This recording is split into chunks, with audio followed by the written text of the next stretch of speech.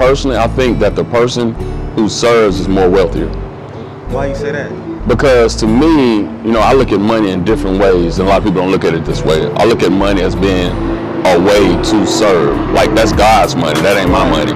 You see what I'm saying? Like, all that belongs to God. Right. So I feel like the person who serves is in the long haul more wealthier, because money come and go. Right, it should do. You know what I mean? Right. Your blessing will continue to happen as long as you continue to serve. Okay, that's a good answer. I can answer that. I'm gonna say the person who serves the community, because he may not have this is my opinion, he may not have the richest as a person that's rich, that has all the money, like the cars and all that stuff, but he's wealthy in a sense because he's loved and respected by everybody in the community. So people know who he is, he's serving and helping others, and he's fulfilled within himself. So in essence, he feels like he's wealthy even though he doesn't have, the big house in Beverly Hills or here in Houston, like in River Oaks. He's wealthy because he's loved by all. Now, and sometimes, wealthy people make decisions and choices. He's free to make his own decisions and choices like wealthy people has. He just, based on society's, ideologically of wealth, or riches, he doesn't have the possessions. But. So when you say society, like you said, society makes wealth possessions, right? Right. I'm correct. That's what you just said, right? Correct. So, what's your definition of wealthy? Our definition? Is it the same thing as society? Nah. Go ahead, tell me. For me, having 100 acres, don't even have to have a mule. Just being able to have 100 acres, being able to walk outside on my porch. I got a lake back there. I got some cattle over here. I got some horses over here. I got some plants growing in the backyard. That's wealthy to you? That's wealth to me. I don't need a bunch of cars. Is that possession? It's a way of being, in my opinion. Of course, it is some possession because there's a house on top of the land. But my belief is that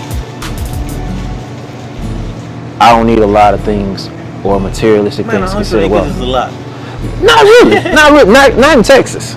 In essence, 100 acres is a lot. It seems like a lot. Who out here got 100 acres? We do in Louisiana. Oh, okay. Yeah. More power. But it's to you. country though. Right. You know what I'm saying? It's like it's country, so it's one of those where like this parking lot, this area that we're on, this is like 100 acres. Right. So in essence, it's like 100 acres sometimes is worth more than these cars that everybody 5-6 cars that people have in the River Oaks, because land is always going to grow. But for me to be able to say I'm wealthy with 100 acres of land, I have to own the mineral rights. Because if you don't own the mineral rights, then what are we talking about? When you say land is always going to grow, what do you mean by that? The price of land will always go up. Okay. So that's always going to go up. Okay. A car is going to depreciate over time as soon as you drop it off the lot. Land is going to always grow. The value is going to keep going up. So that's never going to depreciate. Well, it depends on which lane of wealth you're talking about. If you're talking about a real estate portfolio wealthy, then it might be the rich guy. But if you're talking about in serving the community, I feel like the person. So my question to you is this: what does wealthy mean to you? Wealthy means to me the most knowledgeable person. That's wealthy means to me, because I feel like once you're knowledgeable, you can go in different areas and just do anything. Because knowledge is power. Power ain't nothing without knowledge. That is true. So I feel like knowledge is a monster. Knowledge can take you to the next level. I agree. Knowledge can take you places that money can't. Yeah, exactly. The money will come. Right. It's not even about the money. Right. It's not at all. It's about the knowledge, and I feel like that's what makes it wealth. Right. It's a combination. It's the knowledge, the money, the power, and then the wealth. I feel the wealth is the big umbrella, or the big tree, and then the knowledge and power, and, it's everything else. So with your definition of wealth being with the person who's more knowledgeable, who is the more wealthy person? The one with the money or the person that serves the community? The person that serves the community. That's what I feel like. Why do you say that? Because I feel like if you're serving the community, then other people will serve too, Right. It's not, you can have all the, you could be wealthy and don't serve anybody, and you just be wealthy on your own. But if you serve the community, I mean, everybody doing better. That means, they can become, or you can become a product of your environment. So if you helping the community out, then you putting everybody in a different situation, and then that feeds on to the next person. It spreads. And that's the goal with this podcast, for people to see this type of message and be like, you know what, let me go serve my community. Right. Let me help out, you know what I'm saying? Even if it's not a dollar amount, you know, just you know, handing out free food and speaking and putting people on game about certain things, you know. Say it serves the community, you know. One thing about me is that it doesn't matter how much money somebody can have. It's about the heart. It's like, who can tell a story better to make you feel impacted in life, you know? I could sit down and have a conversation with you in the way that we're having, you know, and be like, okay, this is a good memory, but I could sit down with somebody else, like a therapist or something, that you sit down and you pay them money and you're kind of like, this is kind of transactional, you know what I mean? They have the money, you know, and it's not the same. It's more transactional than transitional, I feel. So more transactional than transitional. Yeah. That's a bar. Girl, you know, I try, you know. That's a bar. More transactional than transitional. Mm-hmm. So you say the person that serves the community is more wealthy. Yeah, by far. You by know? far. Mm-hmm, by far.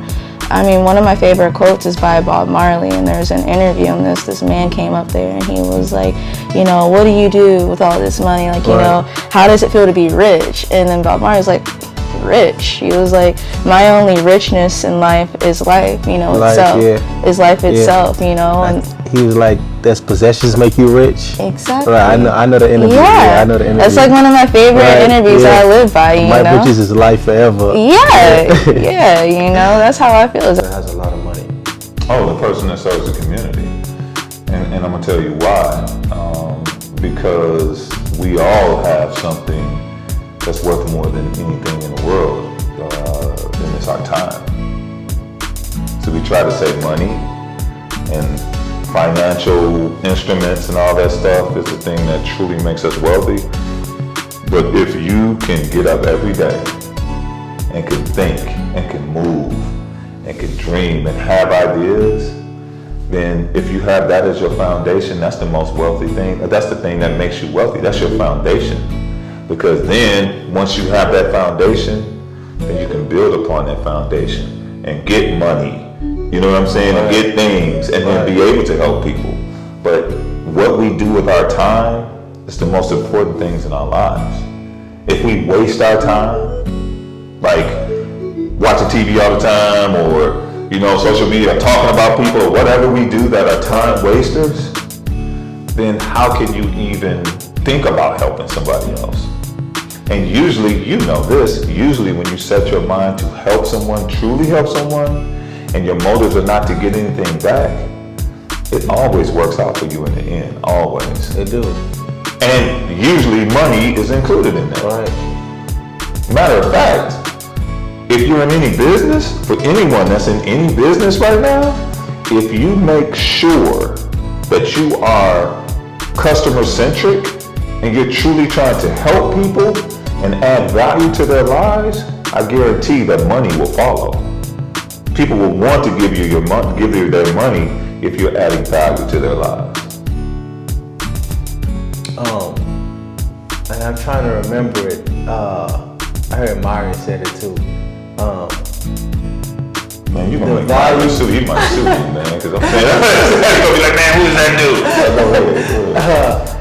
dude? You have to provide more value than they're paying for. All the time. So, like you said, so like if you really want to help that customer, you provide a lot of value, they're gonna be willing to pay. Dude, all day every day. But okay, so let's go back one step from that. So you're providing all the value, but you gotta provide, when you're providing that value, what you're doing, you have to love. True. Because if you're doing something, you giving all that, and you really don't love what you're doing, you're gonna complain. Man, I'm giving them all that, man, and they just giving me this. How many times have you heard people say that? Man, I ain't doing all that for them, man. That's because you don't really love it. You ever heard the saying is like, man, when you go into a business, this should be something that you would do and you wouldn't even care if you got paid for it. Remember, you've heard that before? Mm-hmm. Well, that's what I'm talking about. You're providing that value. You're always looking out for people. One department store that does it all the time is Nordstrom's. Nordstrom's goes out of their way to do whatever you want. People say, man, it costs so much to go in there, but if you go in Nordstrom's and you may want something that's not even in somebody's department, man, they'll take you all the way over there, spend all day with you to help you get what you need. They're going to spend all their time and give you value so that then you can exchange your money for it. But real talk, most stores won't do that. And I'm not going to name the other stores because they might come at me. But you know what I'm saying. I get what you're saying. And you should, you know, they always say, you know, under promise but over deliver. But most people over promise and under deliver.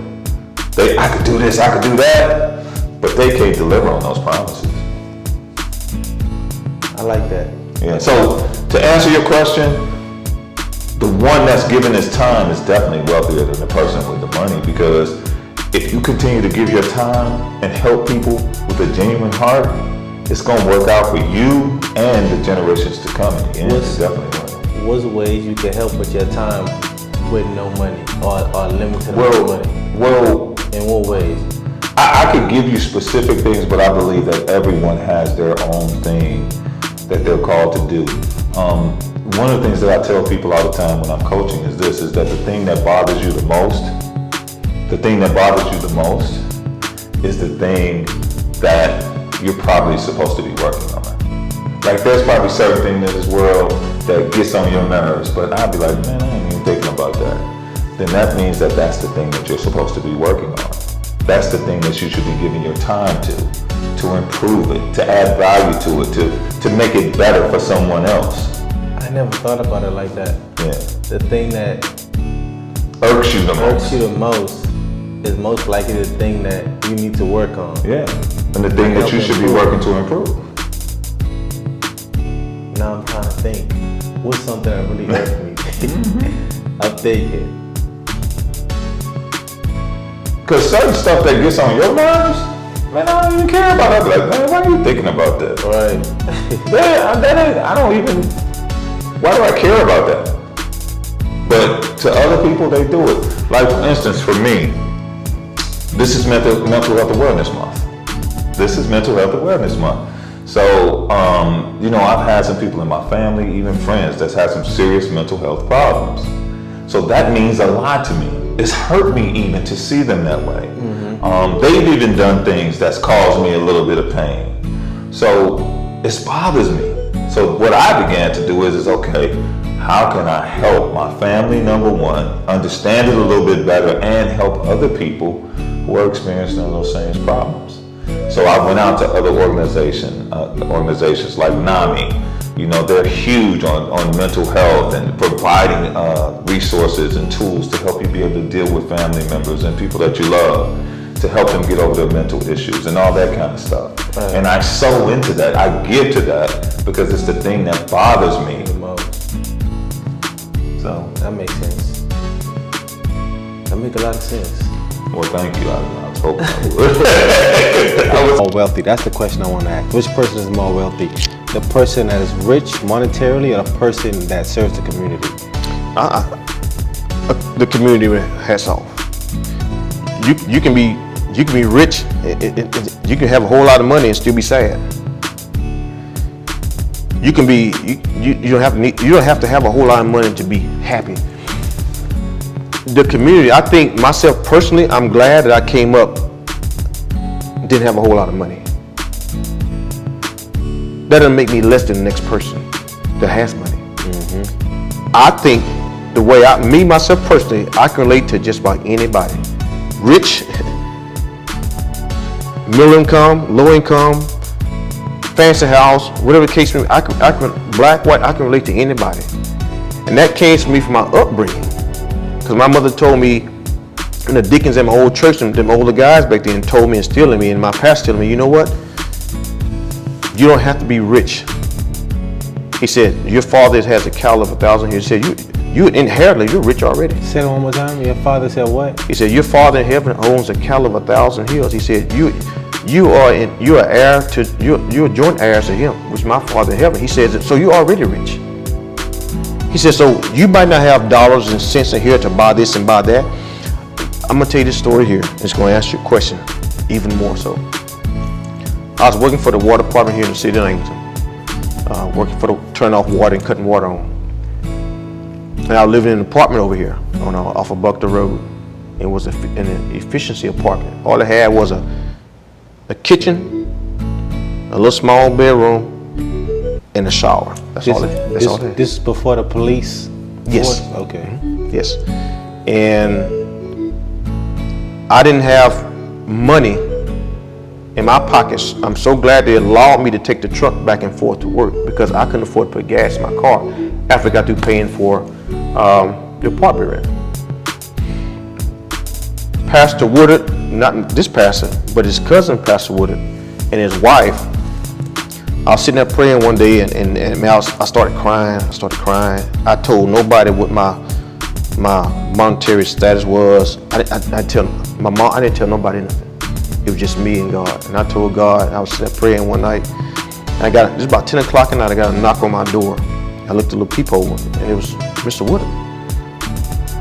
And in his arms, I opened the door, and in his arms, both his arms, he had a sack of groceries in each arm, and so did his wife. They'll know her. They came in, and they filled my refrigerator and my cupboards. And she sits there, and this is what she cooked for me, and I was in my mid-20s. She fried me some pork chops, some rice, some corn, what she cooked. I won't forget it today. You even remember the meal? Yes, sir, I do. And now, mind that time, I just went through a divorce. So I was really baffled. Now it was like everything had got ripped away from me that a young man I worked hard for. Mm-hmm. And they came in, and right then and there I said, I didn't tell nobody my situation but God. How in the world would they know all I had in my refrigerator was ice cubes? Some people call it coincidence. What do you call it? I call it that God will provide. He will provide. He says, just study the course and believe in him and trust him. He said, the word God says that if he can feed the birds in the air, aren't you more important than the birds in the air? You don't see the birds have jobs. They fly around and they peck. You don't know what they're eating, but they're pecking. Mm-hmm. They're eating something. God is feeding them. You still see them. They just as fat and hip. Only person who knew about what I was going through at the time was that I told God what I was going through. And that I believe in my heart that he touched him and had him come over and do that. I really do. You can't tell me no different. You cannot tell me no different. I know what I know. And I'm not a crazy man. I may look crazy, but I'm not a crazy man. Nah, I know what I know. But to answer the question, monetary, you do not have to be rich. But the word of God says money answers all things, which means that in this world today, you need money to live. Mm-hmm. And it also says that the root of the lust for money is the root of all sin. But you can be rich in heart and giving of yourself and of your time. My wife is a perfect example. She does it better than I do. She does it better than I do, and I learn from her. I don't tell her enough, but I learn from looking because she taught me how to give. I wasn't a giving man. She taught me how to give because as a young man, I didn't have a whole lot of things. So everything I had, I kept to myself. I kept because I didn't want to let loose of it because I got it because I never had it. But she taught me how to give. Dr. Stroman, salute to you. Every question comes right back to you. That's beautiful. You the real MVP. Yes, she is. Yes, she is. Yeah. You answered that beautifully. Well,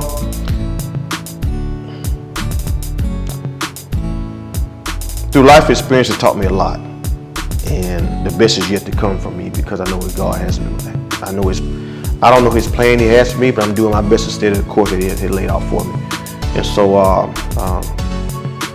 I'm a straight shooter. I'm a straight shooter. There has no curves. There's no ifs, ands, and buts about me.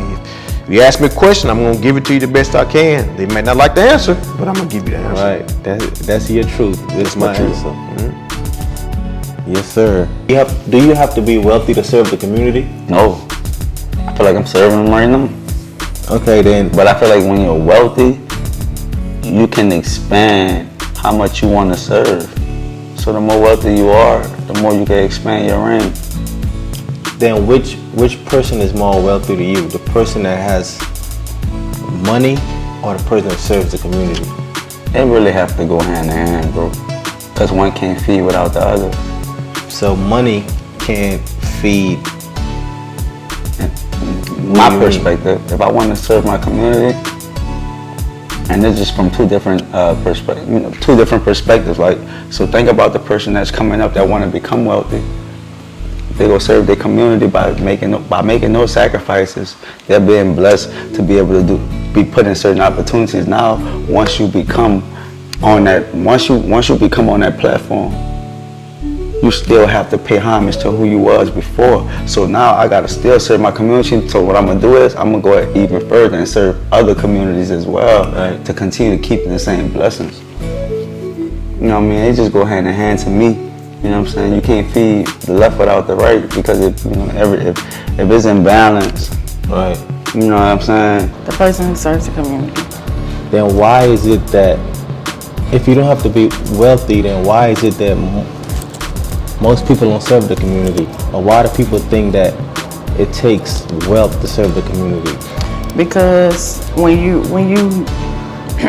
so my definition of wealthy is a little different, because people think you need money to help. Right. Right. You don't need money to help.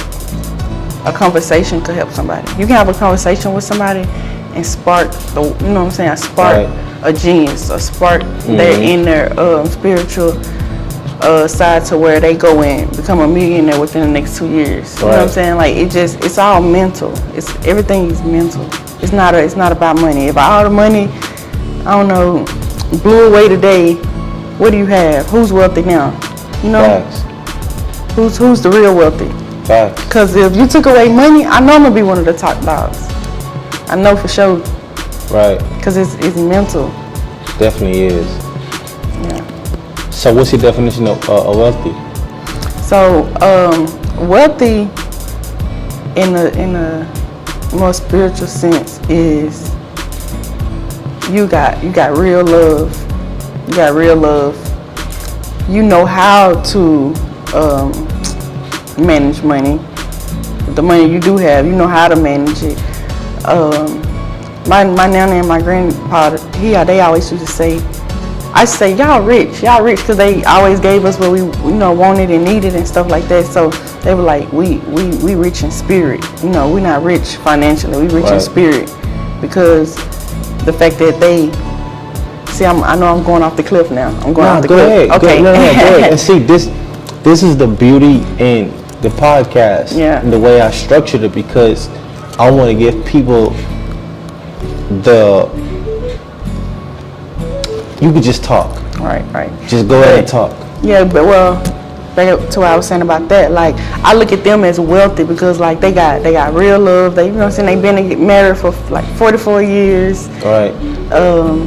They got a home, they got a car, they got kids, grandkids. Like, that's wealth right there. You got everything they got, you know what I'm saying, put into the universe. They not lacking nothing.